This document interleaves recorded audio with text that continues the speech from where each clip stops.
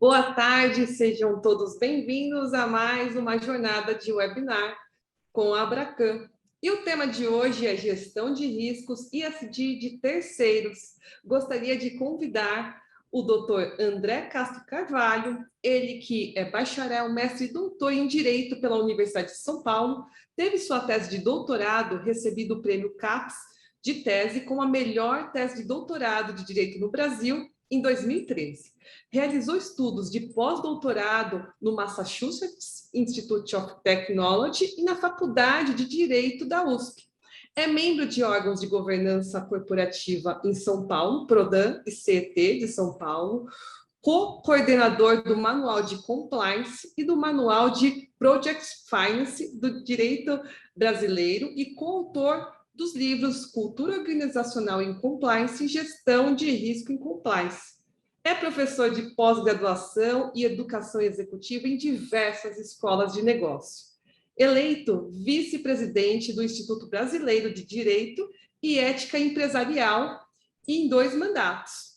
Tem 18 anos de atuação profissional, sendo certificado em treinamento internacional pela Compliance Association do Reino Unido e profissional certificado em AML pela EICANS dos Estados Unidos.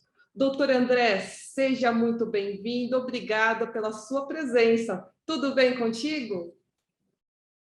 Boa tarde, Amanda. Tudo bem? Tudo jóia?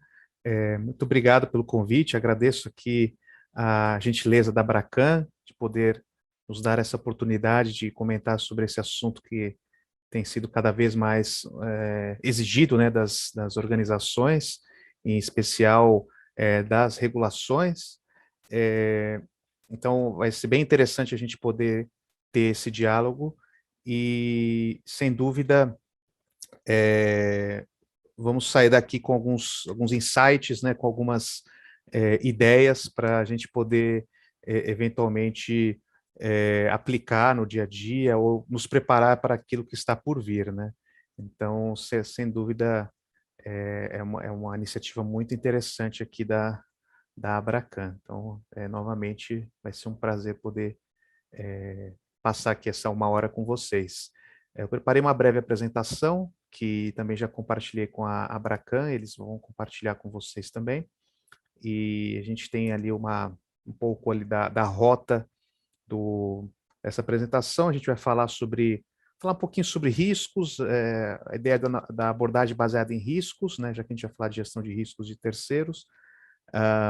Falar um pouco sobre ESG, ESG, né, ou ESG, cada um tem uma pronúncia diferente, mas o fenômeno é o mesmo. E depois eu vou falar mais sobre os riscos socioambientais, né, trazidos pela 43227 e as potenciais alterações que estavam em consulta pública recentemente.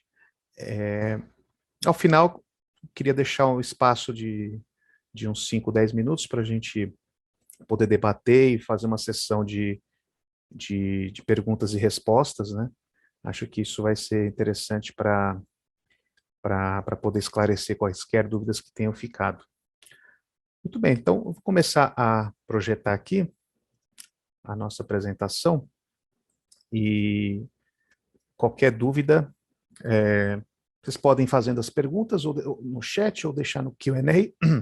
Eu deixo sempre o chat aberto, estou bastante acostumado com treinamentos, por essa ferramenta, então já é algo bem natural. Então, eventualmente, se a pergunta estiver ali dentro do tema, eu já aproveito e respondo, senão a gente deixa para uma rodada final, né? Então, vou me apresentar agora mais especificamente, além do currículo. Eu sou sócio da CCC Consultoria, né? A gente é uma empresa que atua muito com enfim, questões regulatórias, né, voltadas a compliance, então parte de PLD, FTP, a parte relativa a compliance anticorrupção, né, também muito forte, o chamado ABAC Compliance. Também a gente tem atuado muito com a parte de proteção de dados, né, então, em virtude da Lei Geral de Proteção de Dados. e também com o assunto que a gente vai tratar aqui, que é a ESG, né? Parte voltada à estrutura de políticas, procedimentos, projetos em que devam existir considerações ESG, então a gente tem feito isso para algumas empresas. Então, essa é um pouco uma breve apresentação. É uma empresa fundada recentemente, né, no ano passado, mas ela já vem com um acervo de projetos já de outra empresa que existe desde 2015 e tem como finalidade justamente atender os diversos setores nessas demandas que eu comentei para vocês. Temos como valores nossos a integridade, né, ética, então a gente preza muito, até porque é o nosso objeto de trabalho, excelência operacional, que envolve soluções rápidas, né, e fit for purpose para os clientes, e inovativas. Então, a gente sempre busca pensar um pouco fora da caixa, um pouco além do que diz a regulamentação, além do que diz o regulador, até para mirando nas boas práticas internacionais, fruto de experiências que principalmente eu tive em projetos internacionais com instituições financeiras, né? Eu tive a oportunidade de conhecer alguns contextos, trabalhar em alguns países no Sudeste Asiático, trabalhar no México, Argentina, entre outras localidades. Então, a gente traz muito isso nas nossas atividades, né? Bom, aqui está o meu currículo, né, que a Amanda já leu, então também a gente tem uma atuação, além de consultoria, também uma atuação acadêmica, né? Então temos aí questões de livros, enfim, sobre o tema. Um deles foi lançado este ano, que é a da construção da cultura organizacional nas empresas, relativa a compliance, PLD e em temas correlatos.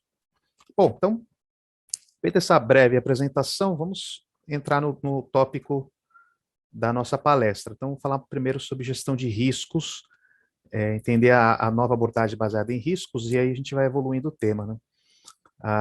Hoje acho que fica muito claro para todos a diferença entre gerir riscos e gerir incertezas, né? Por que eu digo fica muito claro? Por conta da pandemia, né? A pandemia, embora alguns entendam que é um risco, mas na prática a gente percebeu que ela foi um fator de incerteza nas organizações, porque o risco, geralmente, quando a gente prevê o conceito até da ISO 31000, o risco são variáveis que eu consigo identificar, né?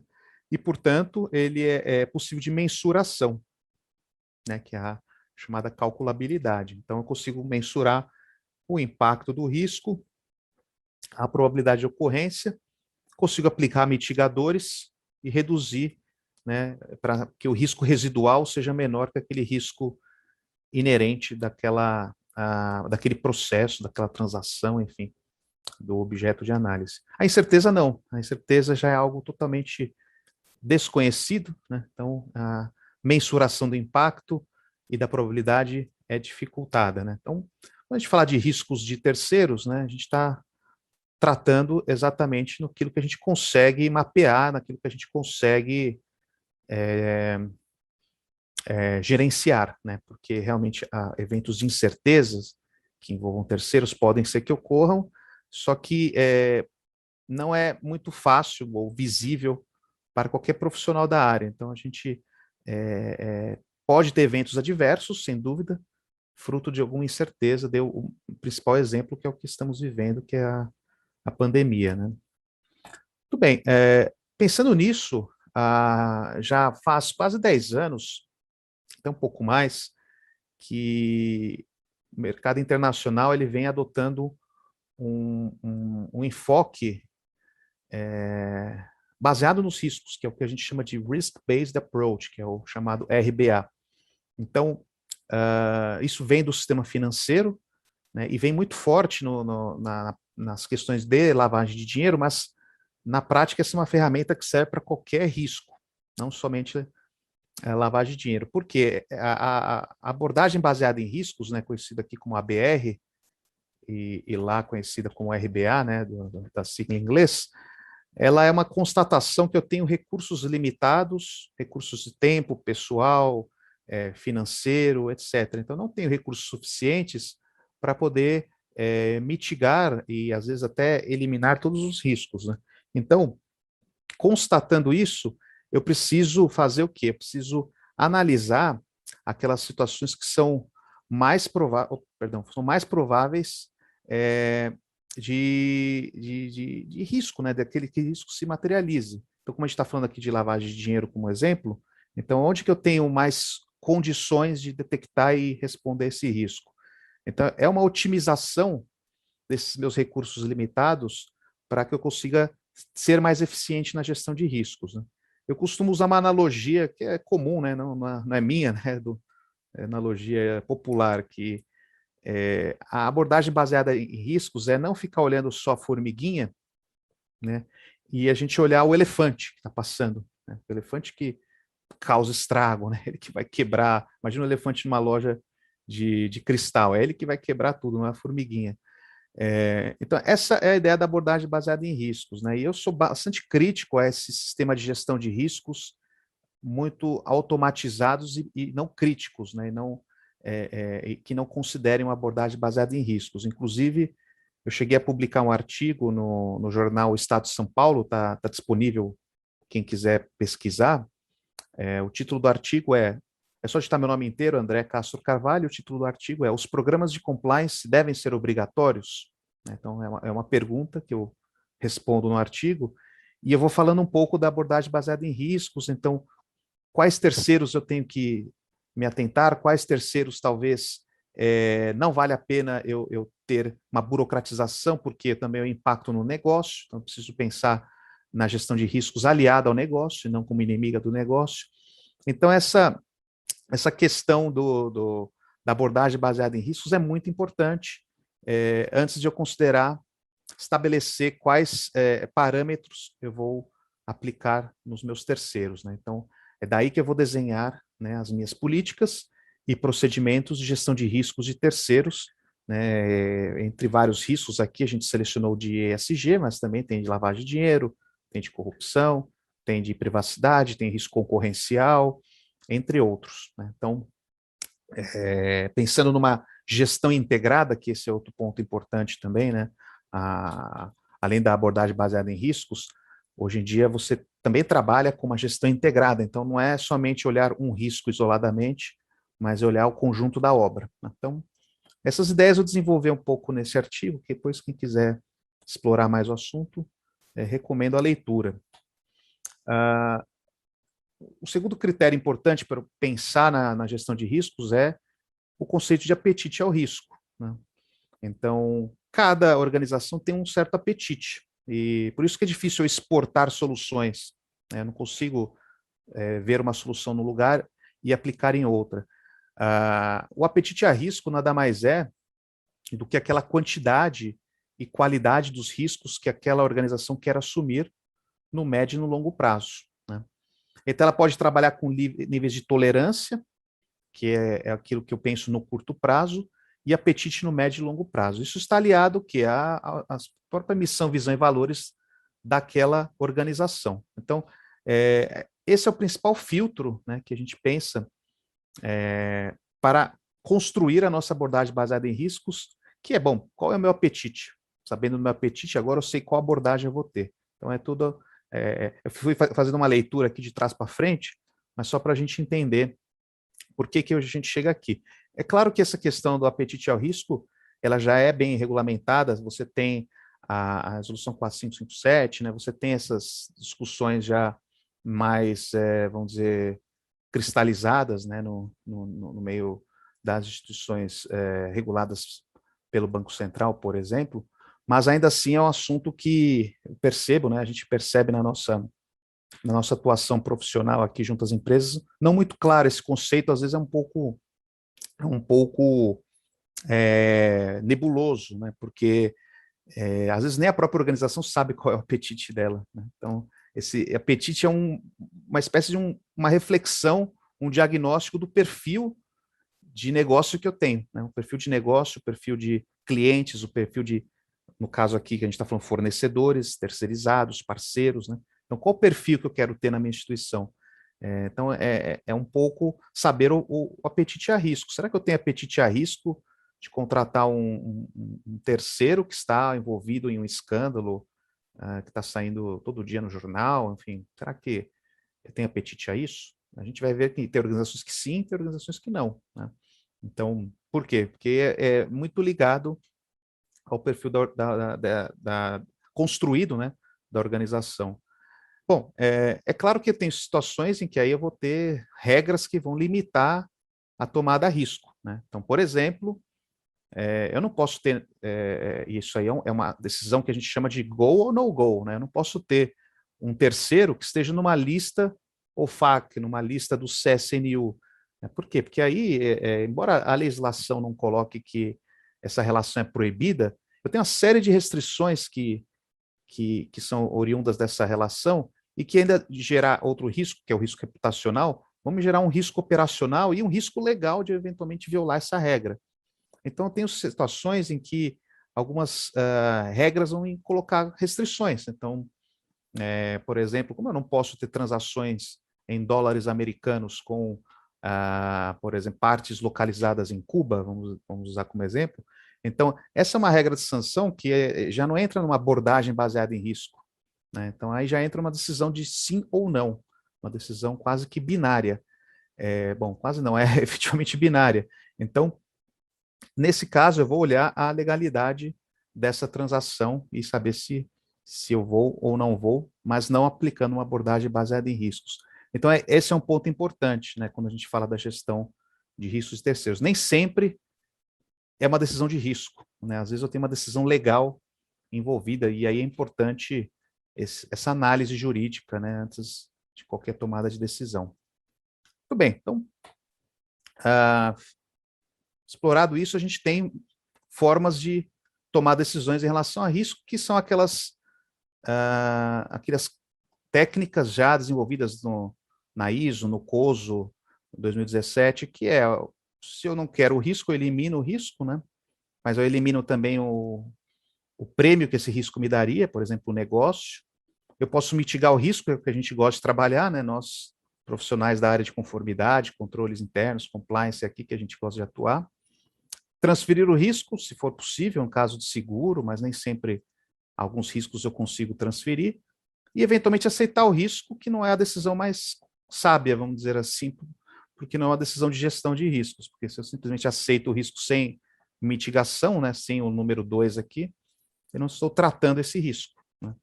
E aí, se eu não estou tratando esse risco, eu estou exposto a ele de maneira mais forte possível, né, sem qualquer tipo de limitante. Né? Então, no nosso caso, né, quando a gente fala de gestão de riscos terceiros, a gente vai trabalhar muito com isso aqui, eu vou evitar o risco, não quero aquele terceiro, vou tentar mitigar, por exemplo, via cláusulas contratuais ou outras ferramentas, porque transferir o risco geralmente não é uma opção. Em muitos casos, a responsabilidade pode ser objetiva, né? Então, eu vou acabar respondendo de qualquer forma. E aceitar o risco, como a gente já falou, é não tratar o risco. Então, a gente vai estar sempre trabalhando nesses dois componentes aqui do COSO, né, de eventualmente eliminar ou limitar o risco. Bom, tendo isso bem claro, a gente já pode agora ir para a segunda parte, onde entra o ESG, né?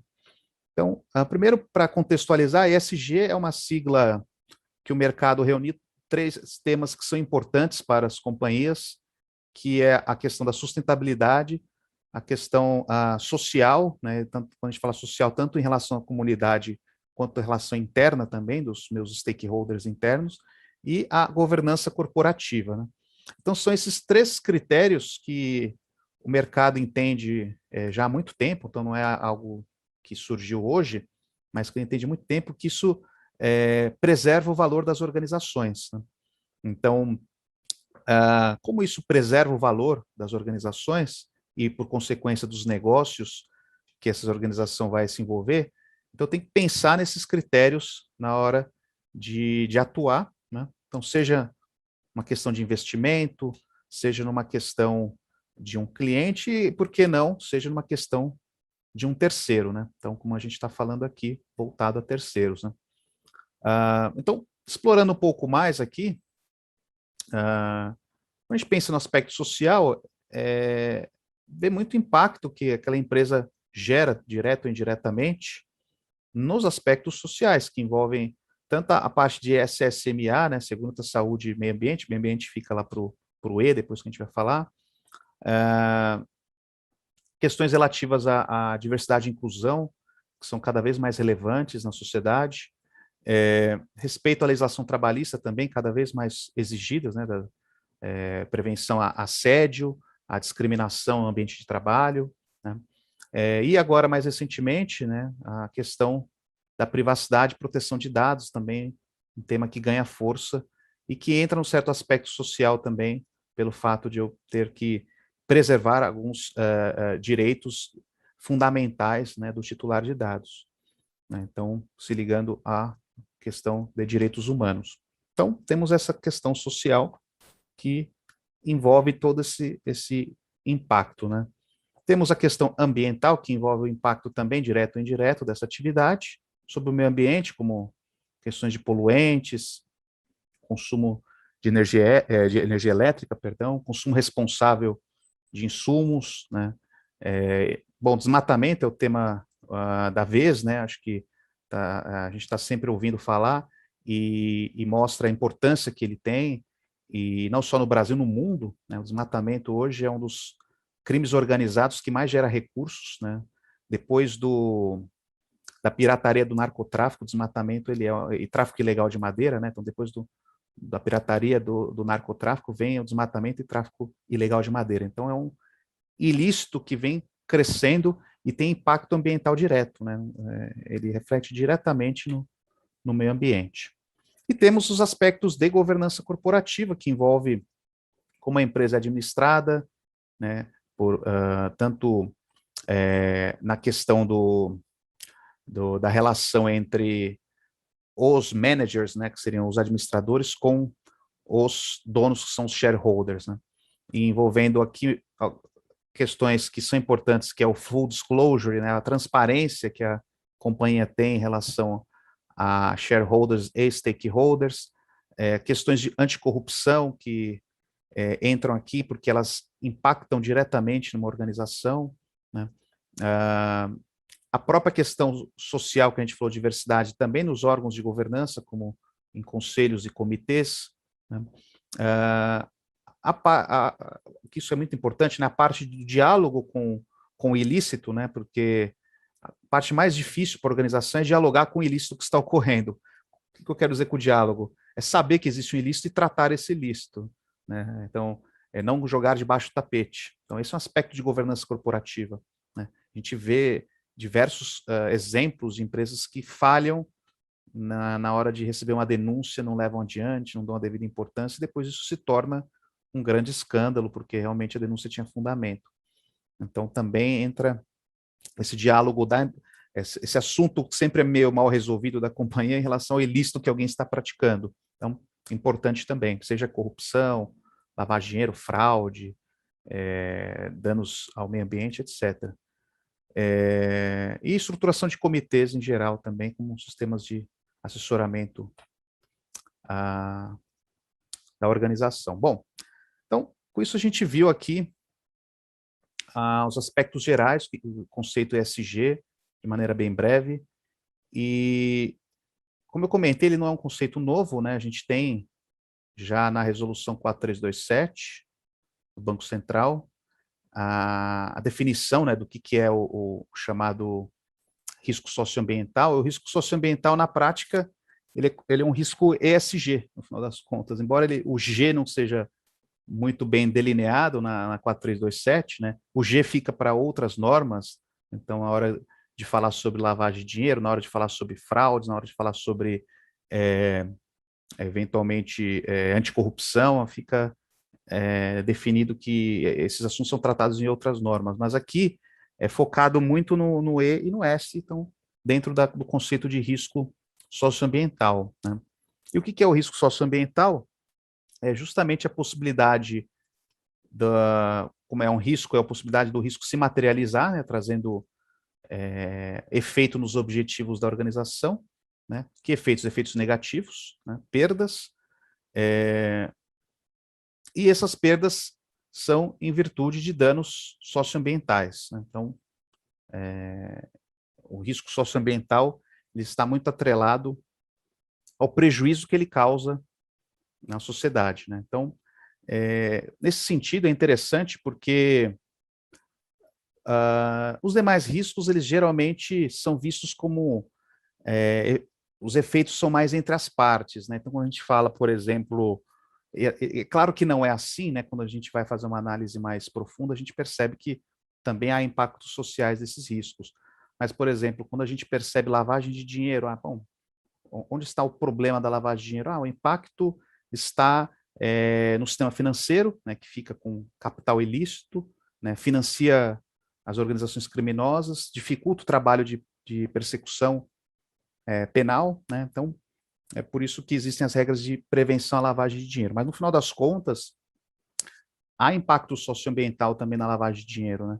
E é até por isso que a Circular 3978, do ano passado, quando ela fala, olha, quando você for analisar o risco, considere risco financeiro, né, o risco legal, o risco reputacional e o risco socioambiental. Então, a própria Circular 3978 dialoga com a 4327, dialoga com a 4557 também, né, quando ele fala do risco socioambiental, né?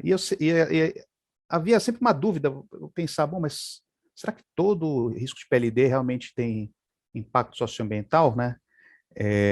Como explicar isso, né? Como tangibilizar, né? Que é sempre preocupação quando a gente está em um treinamento, em uma aula, né? Como tangibilizar isso?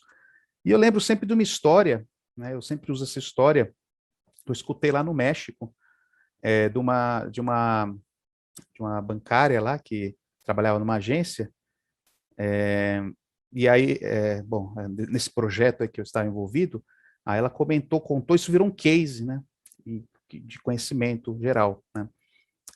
Porque ela comentou, ela era uma agência na fronteira lá do México com os Estados Unidos, enfim, alto risco, né?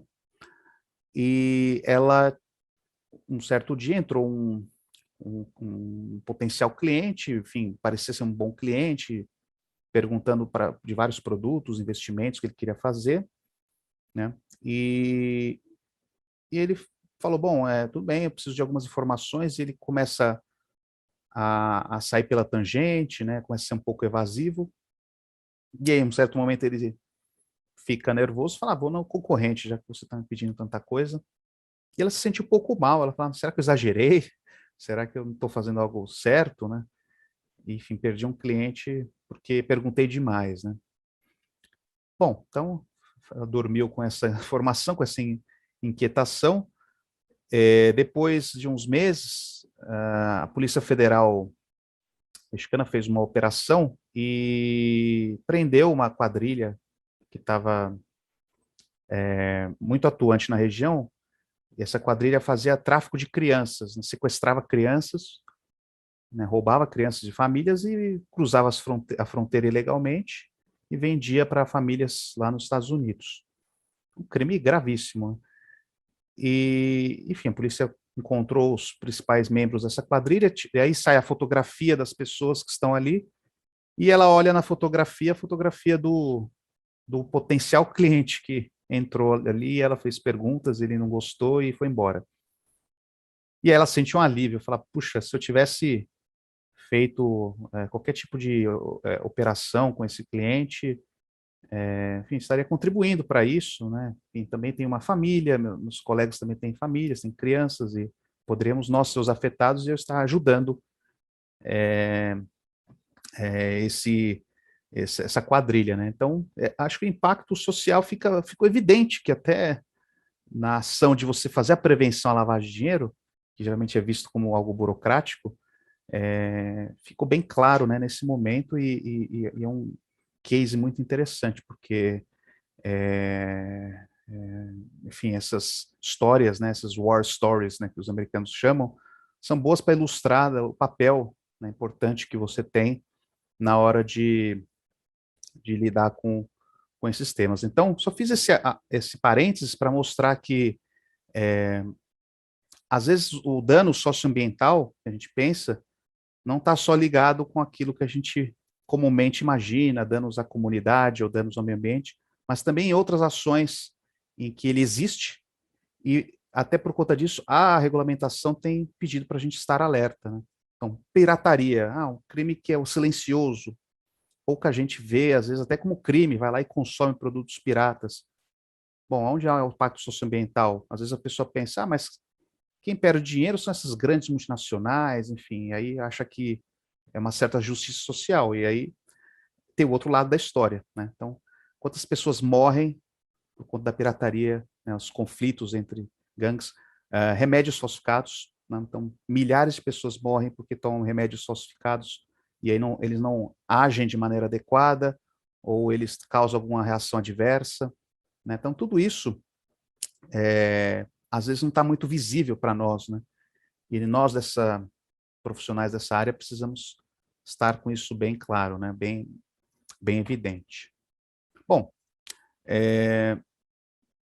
na 4327 ele coloca a relevância e a proporcionalidade, que é justamente o grau de exposição, então é um grau relevante de exposição, e aquilo que ele chama de proporcionalidade, que é a compatibilidade da minha política de responsabilidade socioambiental com a natureza da instituição, né?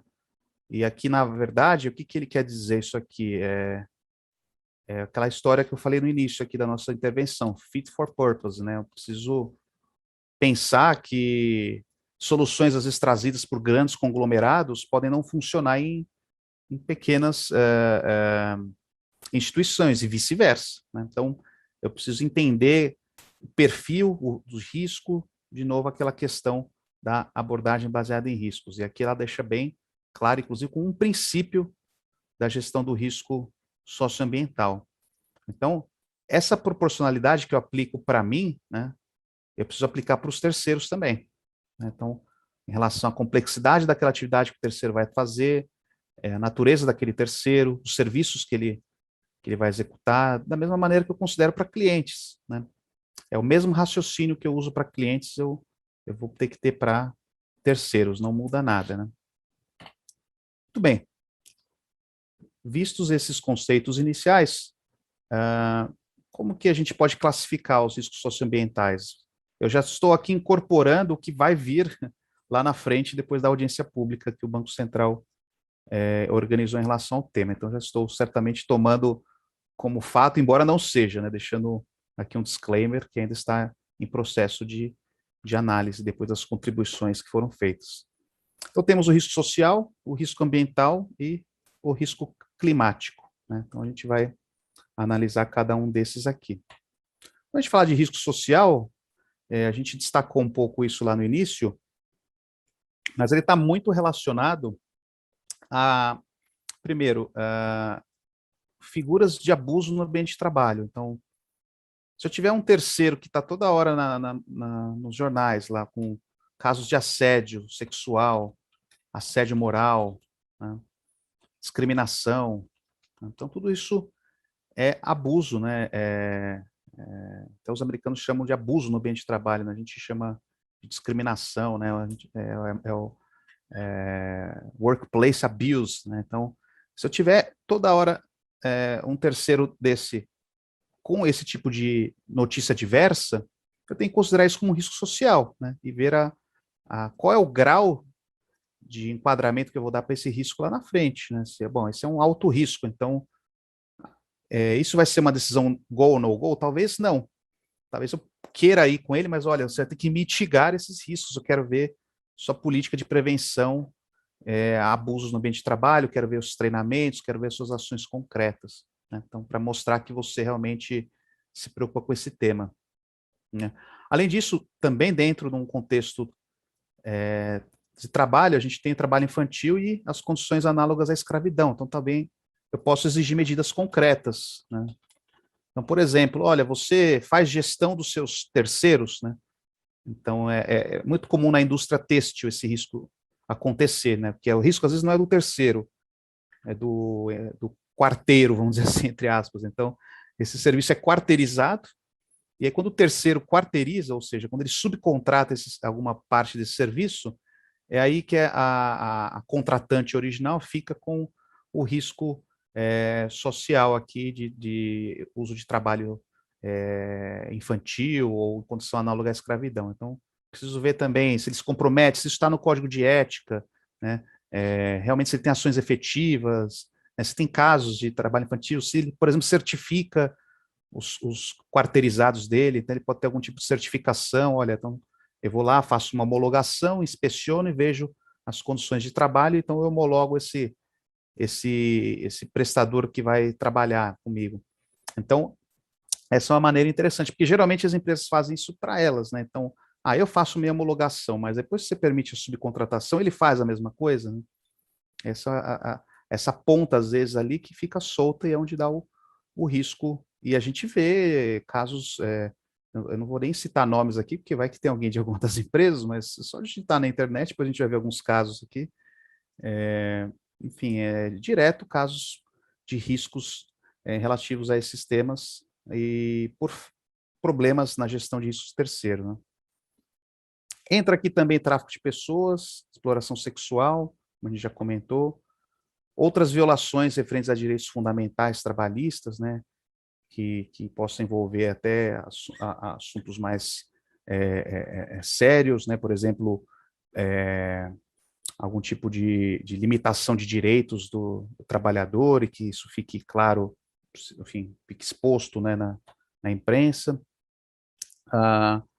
Agora a questão de terras, né? Então, invasão e exploração de terras ocupadas por comunidades tradicionais. Então, também esse é um risco cada vez mais frequente, né, no Brasil. A gente percebe o crescimento desse risco, a tensão entre o setor do agrobusiness com as áreas demarcadas e protegidas. Então, isso é importante também eu verificar. Atos lesivos ao patrimônio público, histórico, cultural e ordem urbanística, né? Bom, a gente teve um exemplo em São Paulo recentemente, né, com atos lesivos ao patrimônio público. Enfim, tem toda aquela discussão, mas olhando objetivamente, vamos tirar qualquer discussão que seja referente ali à simbologia do patrimônio, vamos analisar só a lesão ao patrimônio. Enfim, se você tiver empresas que apoiam isso, né, empresas que se manifestam, esse é um risco social, né, porque, enfim, o risco social, ele não retira o posicionamento da empresa, a empresa se é a favor ou contra algum tipo de discussão. Ele, na verdade, ele traz um risco para quem eventualmente apoia esses tipos de atos, né? Eu acho que o exemplo que a gente teve nas últimas semanas mostra um pouco desse risco social. Extração, produção, comércio e uso de artefatos com potencial danoso. Aqui entra muito isso, o COAF tem se preocupado muito com a proliferação.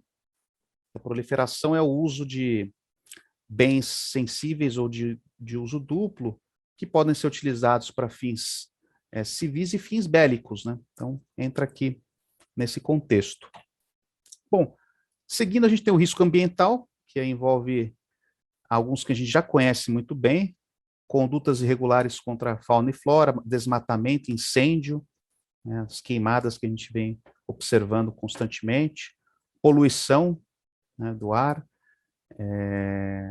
uso irregular de fontes de energia, então todas essas questões que afetam diretamente o meio ambiente. Mineração, até a mineração também é um risco, só para a gente contextualizar, está lá na Carta Circular 4001, de 2020, como um risco importante, né? Então, as regiões de mineração são regiões de alto risco, né? Bom, rompimento de barragem, acidente nuclear, aí casos de desastres naturais, né? Bom, e aí a gente vai para o risco climático, que o risco climático, que é a nova proposta, dentro da literatura, a gente tem a divisão de risco de transição e risco físico, né? O risco climático de transição é aquele risco que é oriundo de perdas que geram por eventos de transição, né, como o nome diz, né, para a economia de baixo carbono.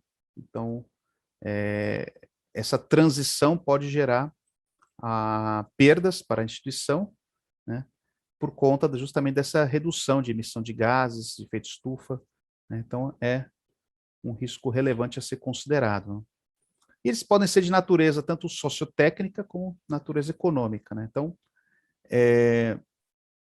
a gente pode ter o risco climático de transição que vem de novas tecnologias, novas tendências de mercado, né?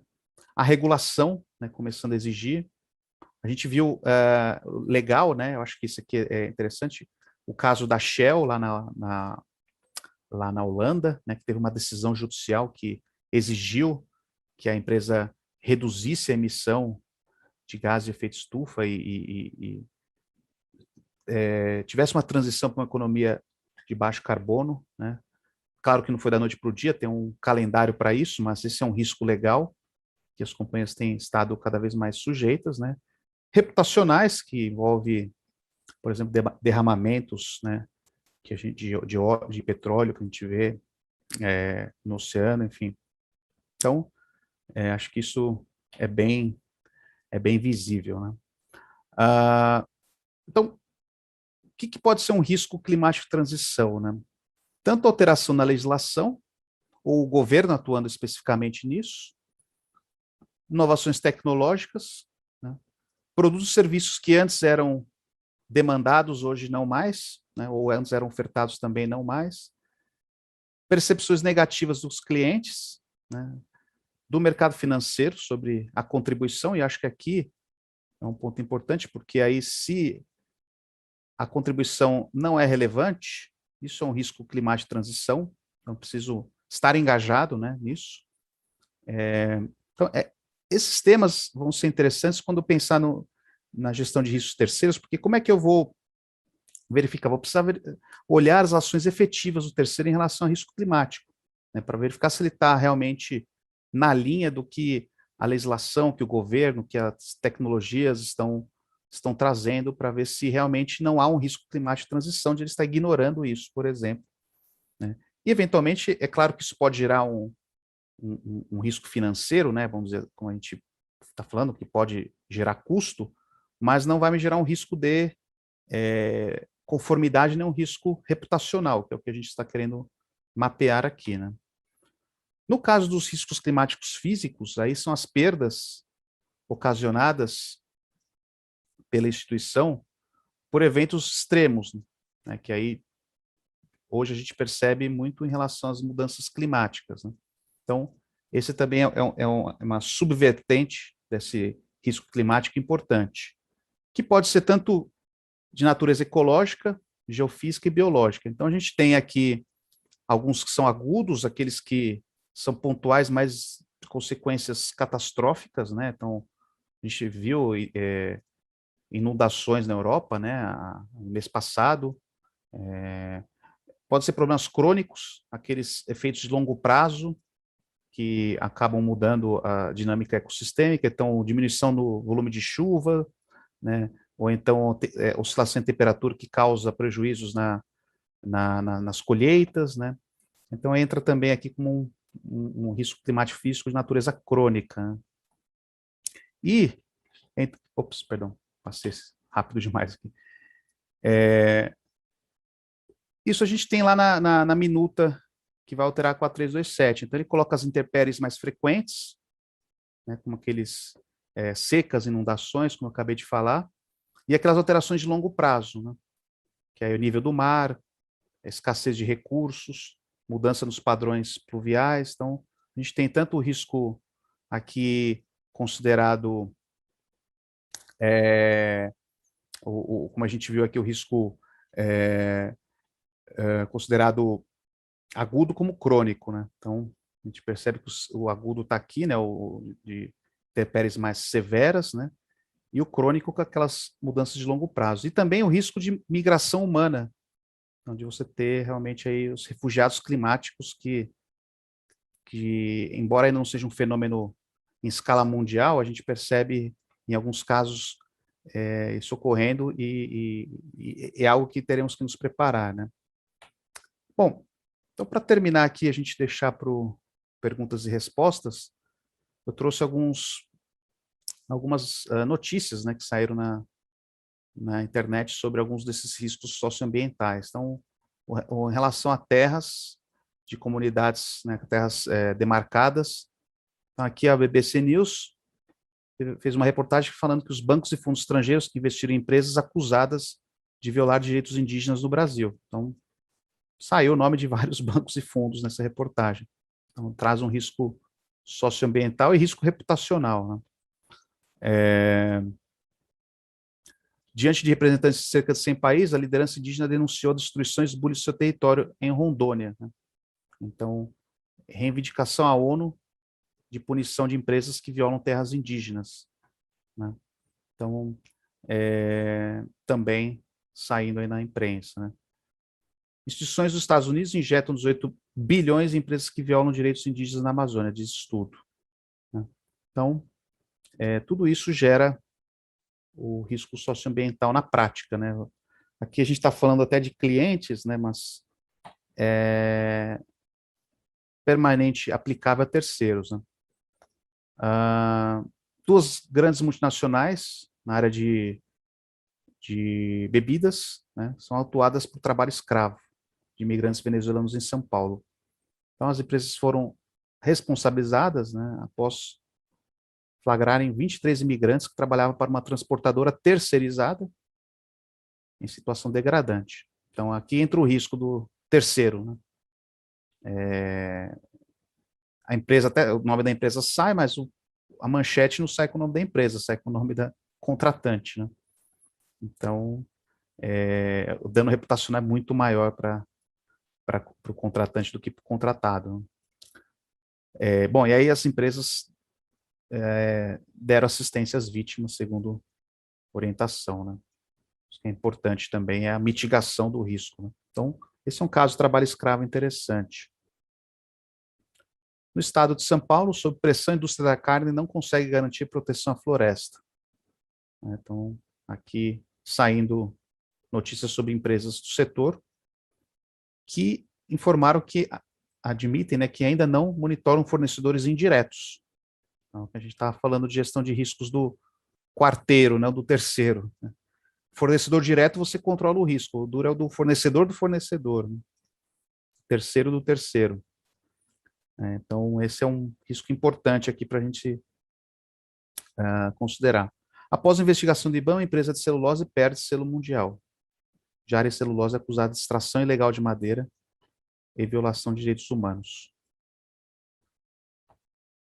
Bom, o Deutsche Welle trouxe uma notícia falando do dossiê Liga Banco Mundial violações ambientais na Amazônia. A empresa de logística que recebeu investimento e selo de qualidade do banco, né? Então, aqui foi uma certificação feita pelo banco, mas o relatório diz que prejudica comunidades ao longo da Rota Internacional de Soja. E aí vem uma notícia aqui, quais as empresas de pior desempenho associado ao desmatamento do Brasil? Então, imagina o nome da empresa sair aqui e eu ter algum tipo de relacionamento com essa empresa. Então, é um exemplo aqui de notícia diversa que eu preciso estar alerta, né? Caso de trabalho infantil. O trabalho infantil cresceu durante a pandemia, porque a fiscalização ficou cada vez mais difícil, né, das autoridades. Então, teve uma alta de 271%. É um tema que tem preocupado na gestão de riscos socioambientais, né? E aí, também, virtude disso, o governo teve que intensificar, né, a fiscalização. Aqui, de novo, o trabalho infantil cresce 26% durante a pandemia, né? Então, e aí, especialmente em mercado, comércio e atividades domésticas, né, como é mais difícil de controle, né? Bom, tivemos um caso interessante, não de trabalho infantil, mas de trabalho escravo, né, da Avon, né, que teve uma gerente, né, que, no caso da Avon, que, enfim, estava sendo investigada por uso de trabalho escravo, né, uso de trabalho doméstico escravo, em contradição aos valores da organização, que repudia esse tipo de conduta, né? Tanto é que depois dessa alegação, houve uma investigação e ela foi desligada da organização, né? Então, não só no risco de terceiro, mas no risco do próprio colaborador, né? Acho que esse é um caso interessante, porque o risco socioambiental veio do colaborador, né? Não do terceiro. O cliente é o terceiro. Então, acho que vale a pena o registro aqui, que também essa concepção que eu tenho que ter uma análise mais ampla e integrada em relação aos riscos é importante. Muito bem, com isso eu termino aqui a minha intervenção, né, pontualmente aqui, faltando 5 minutos. Deixo os contatos abaixo, caso vocês tenham dúvidas, tem um e-mail, tem o site aqui da nossa empresa, telefone, fiquem à vontade para entrar em contato, que vai ser um prazer podermos esclarecer qualquer dúvida. Do que eu acompanhei aqui, a gente teve uma pergunta, né, do Carlos, sobre a existência de algum projeto de lei sobre tributação ou multa em função da geração de externalidades negativas pelas empresas. Esses são temas bem discutidos na esfera fiscal, né? Você ter realmente, usar a extrafiscalidade de tributos, né? Para, aí não multa especificamente, que multa já seria uma sanção, então isso a gente tem em alguns setores, né? Mas a questão realmente da tributação nas externalidades negativas é um assunto já antigo, né? O grande ponto, né, que aí os tributaristas geralmente acabam discutindo é que é muito difícil você ter espaço fiscal para isso, porque eventualmente pode gerar uma bitributação com outro tributo já existente. Então, isso faz com que algumas dessas medidas sejam mais difíceis de serem implementadas. Tanto é que, se a gente olhar, a maioria dos países não tem iniciativas nessa linha, né? Mas é algo que realmente é importante a gente começar digamos, atacar, entre aspas, o bolso, né, das organizações que não respeitam ou não fazem gestão do risco socioambiental, né? Mas eu acho que, no nosso caso aqui, na regulação já existente do próprio Banco Central, é importante destacar realmente que o risco socioambiental ele vai gerar preocupação para as organizações, então a gente precisa estar alerta a essas questões, né, colocadas, né? Então, não cair na ilusão de que isso não acontece dentro de casa, que acontece, né? Acabei de citar o caso de uma empresa que tinha um colaborador envolvido em risco socioambiental. Quando eu falo dentro de casa, até literalmente dentro de casa, mas no sentido figurado de que ocorre sim com os nossos terceiros, eles podem se envolver em alguns tipos de riscos como esses, por isso que é importante um robusto processo de due diligence. O processo de due diligence é o grande mitigador desses riscos, porque ele vai levantar informações para que seja possível eu tomar uma decisão informada, né? E aí volta o início da nossa fala aqui com o apetite a risco. Então, preciso saber qual é o tipo de risco que eu quero seguir, né, nessa contratação. Muito bem, eu acho que não sei se há outras questões, mas eu queria passar a palavra para a Amanda, não sei se ela tem alguma questão, algum comentário, mas me coloco à disposição aqui ainda dentro do nosso tempo. Doutor André, mais uma vez assim, agradecer essa grandiosa colaboração que nos traz essa tarde de webinar. Pelo que eu vi aqui, as dúvidas já foram sanadas, né? Inclusive essa do Carlos, que estava aqui. E gostaria de agradecer a toda a nossa audiência, os nossos participantes que estão aqui conosco na sala do Zoom, e também deixar aqui à disposição o canal do YouTube da Abracan. Gostaríamos muito que todos vocês utilizem esse canal como objeto aí de estudo. Nós temos ali uma jornada completa das webinars colaborativas, a exemplo desta que o Dr. André Carvalho gentilmente nos trouxe essa oportunidade de conhecimento. Então, convido aqui a todos vocês que utilizem o nosso canal, inscreva-se e também ative o sininho das notificações para serem avisados sempre que houver novos vídeos e conteúdos da Abracan, como este que nós tivemos nessa tarde de webinar. Doutor André, mais uma vez, agradecer aí por toda a colaboração e vem agora, até já no próximo mês de setembro, um fórum nesse tema, né, de ESG. Nós teremos a participação do doutor conosco, como um dos membros desse fórum, e em breve enviaremos o convite para todos vocês. Acompanhe as redes sociais da Abracan, também, não apenas o nosso site, mas também LinkedIn, no Facebook. Sejam sempre todos muito bem-vindos. E também, só para complementar, aqueles que chegaram na sala um pouquinho depois, essa apresentação será compartilhada com todos aqueles que se inscreveram no evento. Doutor André, mais uma vez, muito obrigada, seja sempre bem-vindo, e já estou ansiosa pelo fórum que vem para o próximo mês. E todos aqueles que participaram conosco aqui receberão o convite em primeira mão para participar conosco. Deixo as considerações finais ao doutor André. Sem dúvida, foi um prazer poder participar, espero que tenha sido proveitoso, que provoque reflexões, né, nesse espaço que a gente teve, de 1 hora, e vai ser um prazer também voltar a falar do tema no fórum em setembro, então também já agradeço de antemão pelo novo convite, e nos vemos em breve, então, espero vê-los lá, e caso dúvidas, sugestões, comentários, ficamos à disposição. Eu que agradeço, doutor André. Deixo aqui um grande abraço para todos vocês e nos vemos na próxima webinar. Tchau, pessoal. Tchau, doutor. Até a próxima. Muito obrigado. Até mais.